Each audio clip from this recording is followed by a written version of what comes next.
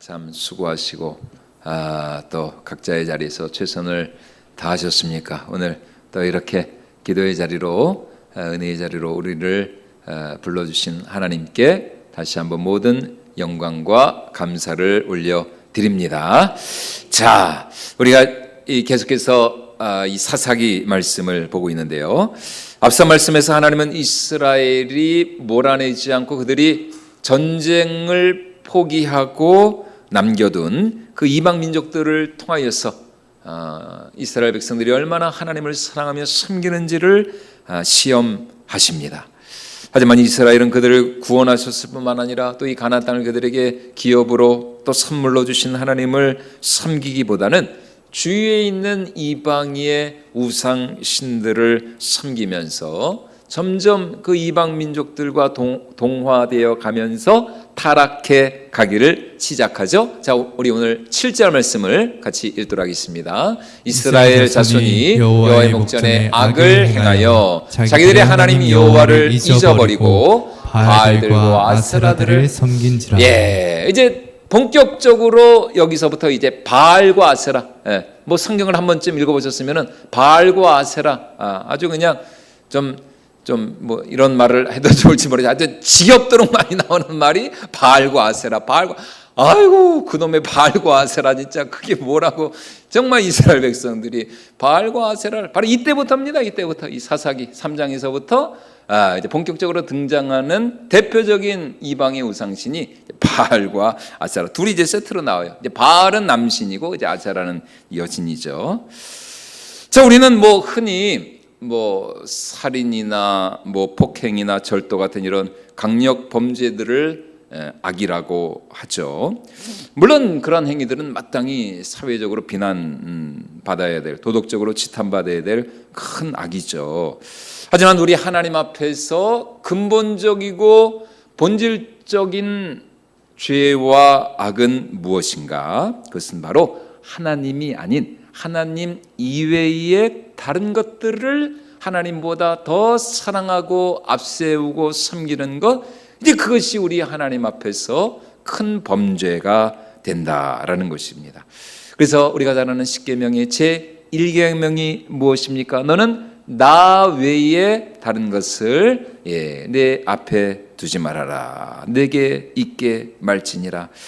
자, 이 말의 보다 정확한 의미는 너는 내 앞에 다른 것들을 두지 마. 그러니까 하나님 앞에 다른 것들이 있으면 안 된다는 것입니다.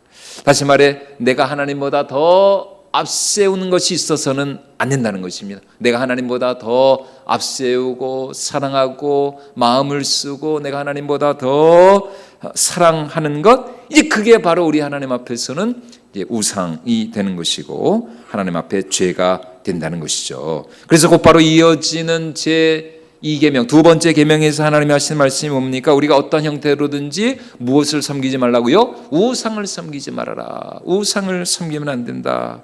그러므로 오늘 우리 시대, 또 오늘 우리 안에 있는 우상은 무엇입니까? 우리가 하나님보다 더 사랑하고 아끼고 우리가 하나님보다 더 소중히 여기는 것은 과연 무엇인가?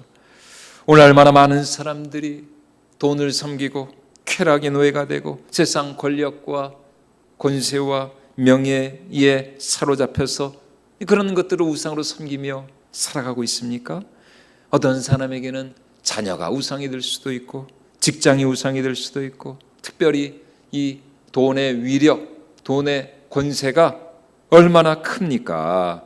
그래서 우리 예수님도 산상수훈에서 이렇게 말씀하셨죠. 자, 우리 마태복음 6장 말씀 같이 한번 읽어보도록 하겠습니다. 한 사람이 두 주인을 섬기지 못할 것이니 호기를 미워하고 저를 사랑하거나 호기를 중히 여기고 저를 경히 여기니라. 너희가 하나님과 재물을 겸하여 섬기지 못하느니라.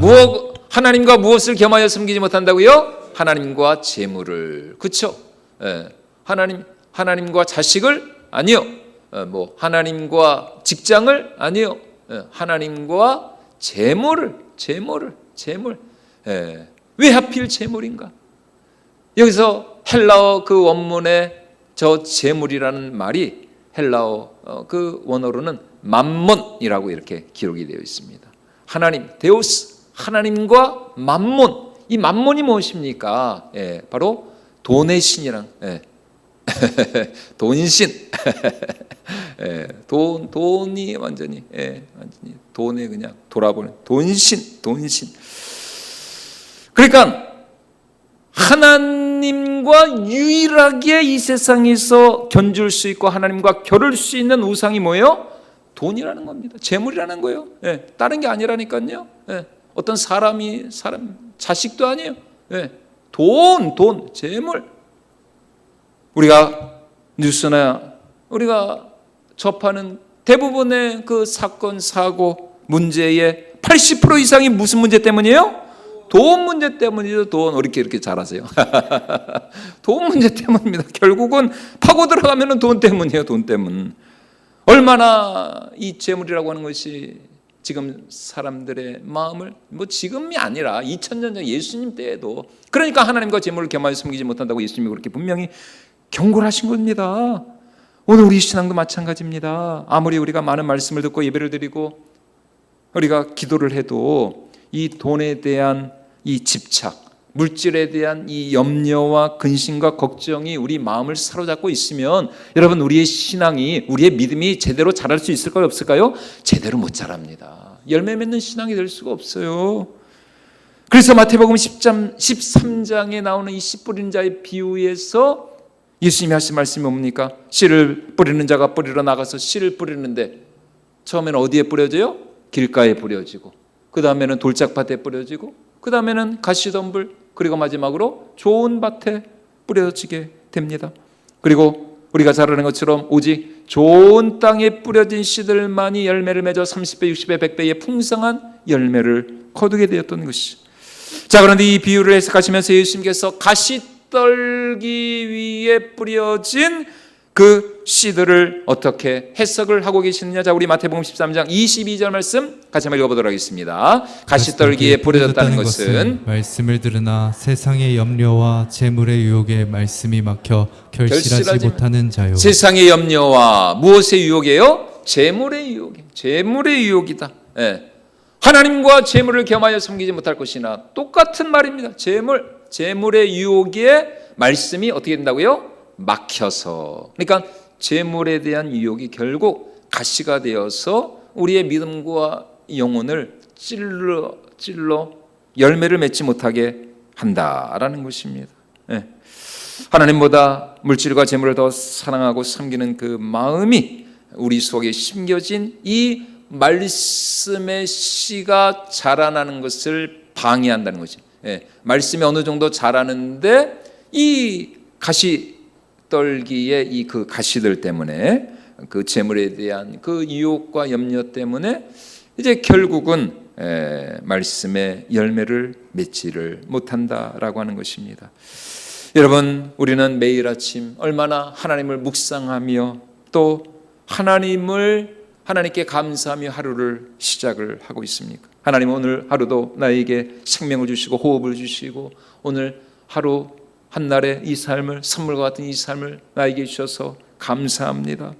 오늘 이 하루도 온전히 주님과 동행하는 하루가 되게 하여 주시옵소서. 여러분, 이런 마음으로 하루를 시작하십니까? 또 매일 밤 잠자리에 들기 전에 오늘 한날도 이렇게 지켜주시고 보호해 주시고 또 나와 함께 해주신 하나님 감사합니다. 여러분, 이런 마음, 이런 기도로 하루를 마무리하고 계시나요? 오늘 우리는 구약시대 이스라엘 백성들처럼 믿지 않는 세상 사람들과 싸우라고 부름받은 것이 아닙니다. 우리의 싸움은 이제 신약시대, 이제 우리의 싸움은 어떤 싸움이에요? 에베소 5장에서 사도 바울이 우리에게 말하고 있는 것처럼 에베소 6장이죠. 6장에서 말씀하는 이제 우리의 싸움은 혈과 육에 대한 싸움이 아니라 세상 권세자들과 저 하늘에 있는 악한 영들과 그리고 이 공중의 권세 잡은 자와의 영적인 싸움이라는 것입니다. 다시 말해 오늘 우리의 싸움은 이 세상의 악한 문화, 악한 정신, 악한 사상, 가치관 전쟁인 것이죠. 오늘 우리 시대를 뒤덮고 있는 이 반기독교적이고 반성경적인 이 세속주의, 이 악하고 음란한 문화, 이 물질 만능주의, 이런 것들을 우리가 철저히 배격하고 몰아내고 이런 것들과 우리가 싸워야 한다라는 것입니다. 그래서 인터넷이나 뭐 이런 유튜브나 이런 텔레비를 보면 얼마나 참 선정적이고 자극적이고 과격하고 그런 폭력적인, 얼마나 반기독적이고 반성경적인 이런 이데올로기, 그런 참 문화들이 난무하고 있습니다. 바로 이제 그런 것들로부터 우리의 마음과 생각을 지키고 우리의 가정과 우리의 교회를 지켜야 한다라는 것입니다. 여러분, 교회도 얼마든지 세속적이 될 수 있습니다. 바른 진리가 선포되지 않고 성령 하나님께서 우리 가운데 충만하게 임재하시지 않고 역사하시지 않으면 여러분, 교회도 얼마든지 세상적인 기준과 잣대를 가지고 이게 교회가 돌아갈 수가 있다니까요. 그러니까 우리는 항상 성경으로 돌아가고 말씀으로 돌아가고 항상 우리는 정말 세상의 어떤 소리에 귀를 기울이는 것이 아니라 하나님의 음성에 귀를 기울이고 우리 교회가 항상 정말 이 말씀의 터 위에 견고히 세워지고 우리 교회가 언제나 하나님의 마음에 합한 교회가 될 수 있도록 하나님을 기쁘시게 해드리는 우리 교회가 되어야 할 줄로 믿습니다. 그러므로 힘들고 어려워도 우리는 정말 끊을 것은 끊어버리고 잘라버릴 것은 잘라. 그러니까 이게 영적인 싸움이라니까요. 매일 그러니까 우리의 기도의 제목은 하나님 오늘 하루도 제 속에 물들지 않고 거룩하고 정말 성결한 마음으로 하나님을 섬기고 하나님을 가까이 하고 또 하나님의 음성에 순종하는 삶을 살아가게 하여 주시옵소서. 이게 오늘 우리의 기도의 제목이 되어야 한다는 것입니다. 그런데 이스라엘 백성들은 이 영적인 싸움을 포기하고 이방의 이 우상들 바알과 아세라를 섬기면서 이제 하나님을 잊어버리고 말았어요. 하지만 이스라엘은 하나님을 잊었지만 하나님은 이스라엘을 잊으실 수가 있나요? 그럴 수가 없죠. 하나님은 이스라엘을 포기할 수가 없습니다. 그래서 하나님은 당신을 배신한 이 이스라엘을 다시 회복시키시고 또 그들을 깨닫게 하시기 위하여서 이 이스라엘 백성들, 하나님을 멀리 떠난 이스라엘 백성들을 누구의 손에 붙이시느냐? 바로 이 구산 리사다임, 이름도 참 특이하죠. 자, 우리 8절과 9절 말씀 같이 한번 읽어보도록 하겠습니다. 여호와께서 이스라엘에게 진노하사 그들을 메소보다미아 왕 구산 리사다임의 손에 파졌으므로 이스라엘 자손이 구산 리사다임을 8년 동안 섬겼더니 이스라엘 자손이 여호와께 부르짖음에 여호와께서 이스라엘 자손을 위하여 한 구원자를 세워 그들을 구원하게 하시니 그는 곧 갈렙의 아우 그라스의 아들 온니엘이라. 여기서 우리가 분명히 알아야 할 것은 하나님의 징계와 심판은 절대로 우리를 망하게 하고 우리를 못되게 하려는 그런 하나님의 보복성 어떤 그런 심판이 아니라는 것입니다. 도리 하나님의 징계는 우리를 회개하게 하고 우리를 깨닫게 하고 또 우리를 돌이키고 살리시기 위한 역설적인 하나님의 구원의 수단이 바로 우리 하나님의 징계라는 거예요. 마치 사랑하는 자녀가 잘못된 길로 갈 때에 처음에는 말로 타이르고 말로 구슬르다가 뭐 계속 말을 안 들으면 어떻게 합니까? 매를 들어서라도 호되게 참 야단을 쳐서라도 정신을 차리게 해야 되는 것처럼 우리 하나님 역시 당신의 사랑하는 자녀가 불순종하고 거역할 때 때로 이렇게 징계의 매를. 그래서 그 앞서 말씀에서 이미 사사기 기자가 뭐라고 말씀하고 있습니까? 주위에 있는 이방 민족들을 들어서 이스라엘 백성들이 하나님을 섬기나 그렇지 아니하나 시험하겠다 이렇게 말씀하셨잖아요. 자, 그래서 히브리서 기자도 이렇게 말씀을 하고 있죠. 자, 우리 히브리서 12장 6절로 8절이죠. 같이 한번 읽어보겠습니다. 주께서 그 사랑하시는 자를 징계하시고 그가 받아들인 자들마다 채찍질 하심이라 하였으니 너희가 참음은 징계를 받기 위함이라. 하나님이 아들과 같이 너희를 대우하시나니 어찌 아버지가 징계하지 않는 아들이 있으리요. 징계는 다 받는 것이오늘 너희에게 없으면 사생자요 친아들이 아니니라. 징계가 없으면 오히려 어떤 자라고요? 사생자, 친아들이 아니래요. 여러분 얼마나 역설적입니까? 징계는 하나님의 자녀라면 다 징계를 받을 수밖에 없대요. 오히려 징계를 받지 않, 오히려 징계가 없으면은 그는 사생자요, 하나님의 친백성, 친아들이 아니라는 것입니다. 이게 얼마나 참 신앙의 역설입니까? 결국 하나님은 당신을 떠난 이 이스라엘을 다시 회복시키시고 그들을 돌이키게 하시기 위하여서 이 징계의 채찍을 드셨습니다. 그가 누구였느냐? 바로 메소포타미아 왕 구산 리사다임이었습니다. 그 아래에서 이스라엘 백성들은 8년 동안을 고생하며 압제를 당해 왔죠. 그리고 8년 후에 처음 뭐 한 1, 2년, 3, 4년은 그나마 이스라엘 백성들이 좀 살만했는지 깨닫지 못하고 하나님께 돌아오지 않았어요. 그러다가 한 8년쯤 되니까 이제 더 이상 그 구산 리사다임의 그 압제와 그 폭력 아래 더 이상 참지 못하고 하나님을 향해서 이제 부르짖기 시작을 한 것입니다. 그리고 하나님께서 그들의 기도를 들으시고 그들을 위하여 보내주신 첫 번째 사사가 누구였느냐? 바로 사사기 1장에서 기럇세벨을 정복한 후 갈렙의 딸이었던 약사를 아내로 맞이하였던 누구였습니까? 바로 그나스. 그나스의 아들이었던 이 온니엘을 이스라엘의 첫 번째 사사로 세우시게 되었습니다. 자, 그렇다면 왜 하필 온니엘인가? 왜 하나님은 이 온니엘을 이스라엘의 초대 사사로 세우셨는가? 그것은 바로 이 온니엘이 그 시대 사람들 가운데 유일하게 하나님의 마음을 품고 하나님의 마음을 알았기 때문이었습니다. 아마도 이 온니엘은 이스라엘이 구산 리사다임의 통치를 받기 시작할 때부터, 아니 이스라엘이 하나님으로부터 돌이켜 바알과 아세라 우상들을 섬기며 타락하기 시작할 때부터 이 온니엘의 마음이 아프고 그가 애통하며 이스라엘의 회개와 회복과 그리고 이스라엘의 구원을 위하여서 이 온니엘이 간절히 하나님 앞에 나아갔을 것입니다. 물론 이 당시 온니엘은 이미 현역에서 은퇴한, 직무로 말하면은 예비군입니다. 예비역이에요. 예비역 장군이었어요. 이때 온니엘의 나이가 최소한 60이 넘었습니다.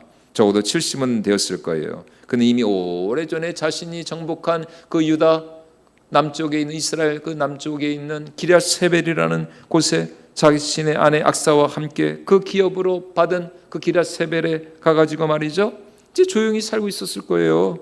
하지만 온니엘 안에는 점점 어떤 마음이 그 안에 점점 불어나고 있었느냐? 하나님으로부터 멀어져가는 이스라엘의 회복과 부흥, 이스라엘의 갱신을 향한 그 간절함이 있었다는 것입니다. 그래서 이 온니엘이 어떤 마음을 가지고 있었을까요? 우리 이스라엘이 이러면 안 되는데. 왜냐하면 온니엘은 그 갈렙의 조카우였고, 그래도 그 정말 여호수아 때에 그 가나안 정복 때에 그 이제 영적인 싸움을 싸워본 경험이 있는 사람이 바로 이 온니엘이었거든요. 우리가 이러면 안 되는데, 우리가 지금 이렇게 하나님을 떠나서 하나님을 잊고 살면 안 되는데, 우리 이스라엘이 과거 그 광야 시절, 가나안 정복 전쟁 시절 정말 그렇게 힘들고 어려웠을 때 과거 올챙이 시절을 잊어버리고 하나님이 베풀어 주신 은혜와 축복을 망각하면 안 되는데, 우리가 지금 이렇게 교만하고 타락하여서 세상과 짝하며 하나님을 떠나서는 안 되는데, 이러다간 우리가 망할 수밖에 없는데, 분명 이 온니엘 안에는 그 이스라엘의 그 죄악을 붙들고 정말 하나님의 은혜와 긍휼을 구하는 그런 마음이 그 안에 아주 그냥 날마다 그런 마음이 그 안에 있었을 것입니다. 우리가 올챙이 시절을 잊어버리면 안 됩니다. 그러니까 이 초심을 잊어버리고 올챙이 시절을 잊어버린 이 이스라엘을 향한 이 안타까운 마음, 애통하는 마음이 이 온니엘 안에 있었다는 것입니다. 여러분, 사람이 왜 망할까요? 사람이 망하는 이유는 뭐 다른 게 아닙니다. 초심을 잊어버리면은 그 고마운 마음, 정말 그 참 감사한 마음, 또 참 나 같은 자를 하나님께서 이렇게 참 구원해 주시고 살려 주시고 축복해 주신 이 초심, 그러니까 이 올챙이 시절을 잊어버리면 사람은 반드시 교만해지고 거만해지고 결국은 넘어질 수밖에 없습니다. 그래서 성경 특별히 잠언이 하는 말이 뭡니까? 교만이 무엇의 선봉이라고요? 교만은 패망의 선봉이요. 교만은 패망의 선봉이요. 무엇의 앞잡이다? 넘어짐의 앞잡이. 성경을 좀 읽으셨네요. 이거 그래도 잠언 한 30독 하셔야 이거 생각나는 말씀인데. 교만은 패망의 선봉이요 넘어짐의 앞잡이니라. 그러니까 뭐하다 망하는 거예요? 교만하면 망하는, 까불다 망하는 거예요. 정말 작은 일에도 감사할 줄 알고 항상 하나님 앞에서 겸손하고 또 모든 사람들 앞에서도 항상 겸손한 마음, 항상 감사하는 마음으로 정말 작은 것에도 감사할 줄 알고 내가 지금까지 이렇게 그냥 살아있는 것도 감사하고 무엇보다 내가 정말 하나님의 이 구원, 하나님의 정말 내가 지금 죽어도 나는 천국에 갈 수 있다, 이 사실 하나만으로도 날마다 감사하고 감격하면서 하나님을 높이고 하나님을 찬양하면은, 여러분 이런 사람은 망할래야 망할 수가 없습니다. 이런 사람은 복을 안 받을래야 안 받을 수가 없어. 그런데 그 하나님의 은혜를 잊어버리고 조금만 좀 이제 이스라엘 백성들처럼 말이죠, 좀 살게 됐다고, 좀 이제 어느 정도 좀 생활이 폈다고 말이죠. 하나님 멀리하고 예배를 등한시하고 기도 생활 안 하고 이제 그러다 보면 점점점 이제 세상과 타협하고 세속에 물들어가고, 그러다가 나도 모르게, 여러분 교만하고 싶어서 교만한 사람이 어디 있어요? 나도 모르게 그냥 교만해지고 나도 모르게 그냥 욱하고 막 화를 내고 분노하고 이러면은 이게 힘들어지는 것입니다. 그러니까 지금 이 온니야라는 우리 이스라엘이 이렇게 하나님이 베풀어 주신 은혜를 잊어버리고, 지금 우리가 이 가나안 땅에 살고 있는 것은 전적인 하나님의 은혜인데, 이 땅은 하나님의 기업인데, 우리가 하나님을 붙들어야 이 땅에서 우리가 형통하고 우리가 끝까지 잘 살 수 있는데, 하나님이 선물로 주신 정말 하나님만을 예배하고 섬겨야 할 이 거룩한 땅에서 우리가 바알과 아세라를 섬기면서 이러면 우리가 안 되는데 여러분, 그런 정말 애통해하고 하나님의 은혜와 긍휼을 구하며 회개하며 또 그 이스라엘을 향한 그 안타까운 마음으로 가득 찬 이 온니엘에게 오늘 무엇이 임하였다라고 성경이 말씀하고 있습니까? 여호와의 영이 이 온니엘에게 임하여 그를 통해 하나님께서 이스라엘을 구원하셨다. 자, 우리 오늘 10절 말씀 같이 한번 읽어보도록 하겠습니다. 여호와의 영이 그에게 임하셨으므로 그가 이스라엘의 사사가 되어 나가서 싸울 때에 여호와께서 메소포타미아 왕 구산 리사다임을 그의 손에 넘겨주심에 온니엘의 손이 구산 리사다임을 이기니라. 온니엘의 손이 구산 리사다임을 이겼다. 무엇이 그에게 임하였다고요? 여호와의 영이 임하였으므로. 여호와의 영이 임하였으므로. 온니엘은 이스라엘의 타락한 현실에 대해서 마음 아파하며 하나님의 은혜와 긍휼을 구하였습니다. 하지만 실제로 그가 할 수 있는 일은 아무것도 없었죠. 그는 이미 은퇴를 하였고 나이가 들었고 또 이제 와서 사람들을 이끌어갈 만한 어떤 리더십이나 그런 영향력이 없었어요.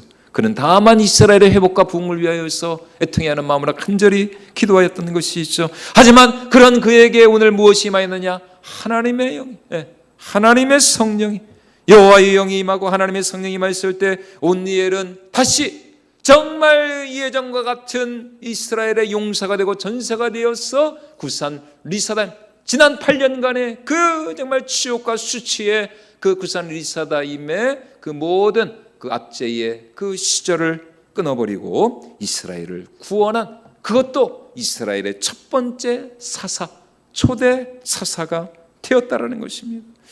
다시 말해 하나님 앞에서는, 하나님의 나라에서는 나이가 중요한 게 나이가 여러분 갈렙도 그렇잖아요.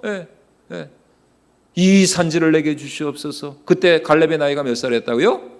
85세라니까요. 85세. 여러분 지금도 85세면은 적지 않은 연세인데, 여러분 그 시절에 85세. 그러니까 하나님 앞에서는 현역이나 예비역이냐, 내가 뭐 지금 얼마나 힘이 있고 능력이 있고 스펙이 있느냐, 이런 게 중요한 게 아닙니다.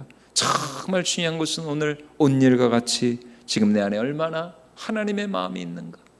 이 시대, 이 세상, 땅을 바라보는 또 우리 교회와 또 우리 가정을 향한 하나님의 마음, 내 마음이 아니고요, 하나님의 마음, 내 안에 얼마나 하나님의 마음으로, 하나님의 눈으로 이 시대를 바라보고 하나님의 마음으로 이 시대를 품을 수 있는가. 바로 그런 자에게 하나님께서 무엇을? 당신의 성령을 부어주셔서 바로 그를 통하여서 우리 하나님은 지금도 얼마든지 놀라운 구원의 역사를 이루어 가실 줄로 믿습니다. 그러므로 오늘 우리 안에 날마다 무엇이 있어야 된다? 하나님의 마음에서, 하나님의 마음. 내 안에 얼마나 하나님의 마음이 있는가. 이 시대를 바라보면서, 이 땅을 바라보면서, 또 한국교회와 또 우리나라 대한민국의 현실을 바라보면서 정말 얼마나, 또 우리 교회를 바라보면서 우리 교회를 생각하면서 얼마나 우리는 하나님의 마음을 품고 있는가. 여전히 주님을 몰라 방하고 죽어가는 그 영혼들을 향한 하나님의 마음이 우리 안에 있어야죠. 우리 가정이 더 정말 사랑 안에서 믿음으로 하나 되기를 간절히 소망하는 그런 하나님의 마음이 있어야 하지 않겠습니까? 또 이 시대와 또 이 나라와 또 이 세상을 바라보면서 정말 첫째 기근과 지진과 전쟁과 정말 가공할 만한 그런 자연재해. 와, 여러분 뉴스를 통해서 다 보셨죠? 그 네팔, 니팔이 아닙니다. 네팔. 와, 어떻게 그런 정말 뭐 처음에는 이게 뭐 좀 영화인가. 와, 세상에 역시 영화는 현실을 따라가 현실이 훨씬 더 무섭고 두렵고 끔찍하고 가공합니다. 와, 여러분 그 세상에 그 거기 댐을 그렇게 짓다가 그렇게 그 실종된 분들 빨리 찾았는데 벌써 뭐 사망자가 뭐 몇백 명을 넘어가고 실종자는 뭐 더 많다 그러고, 그런데 세상에 뭐 이거는 시작에 불과할 뿐이라 그러고, 여러분 이 기후 위기, 기후 재앙이죠. 빙하가 녹아가지고 그랬다는 건 처음에는 지진인 줄 알았는데 지진이 아니라 세상에 거기 히말라야를 덮고 있는 그 빙하가 녹아가지고, 근데 뭐 갈수록 더 빙하는 계속 녹을 거 아니에요? 그러면 뭐 이거 어떻게 합니까? 그 네팔이라는 나라는 어떻게 하고? 그러면 정말 이 시대를 바라면서 정말 우리가 영적으로 깨어 있어야 되고, 정말 이 시대의 징조를 우리가 바라보면서 정말 우리 주님 다시 오실 날이 얼마 남지 않았구나. 정말 우리의 소망은 이 땅에 있는 것이 아니에요. 우리는 언제나 우리 영혼의 눈을 들어서 하나님을 바라봐야 되고 천국을 소망해야 되고, 죄 많은 이 세상은 내 집안이네, 그 찬양의 가사와 같이 항상 우리의 마음과 우리의 시선 그리고 우리의 영혼이 날마다 저 천국을 소망하며 주님만을 바라보아야 할 줄로 믿습니다. 여러분, 그런 자들만이 끝까지 믿음으로 승리할 수 있는 것이고, 또 바로 그런 하나님의 마음을 가지고 우리가 이 시대를 바라볼 때에 하나님께서는 그런 우리 안에 성령의 기름을 부어주셔서 우리를 통하여서 다시 이 땅을 회복시켜 주시고, 또 죽어가는 영혼들을 살려주시고, 또 주님의 몸된 교회를 날마다 아름답게 세워 나가 주실 줄로 믿습니다. 여러분, 하나님의 성령은 그렇게 하나님의 마음을 품은 자, 하나님의 마음, 세속적이고 세상적인 마음이 아니라 이 땅을 향한 하나님의 마음을 품은 자들에게 임한다는 것입니다. 바로 그 사람이 이 시대에 누구와 같은 사람일까요? 온니엘과 같은 사람이라는 것입니다.